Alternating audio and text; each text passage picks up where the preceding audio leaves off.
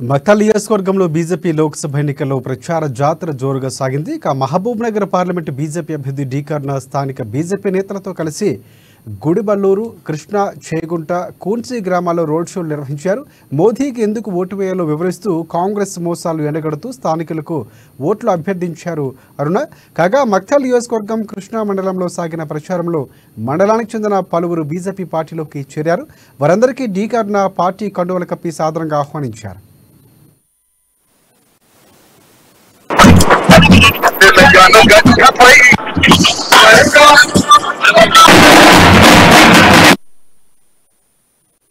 Lakshmidevi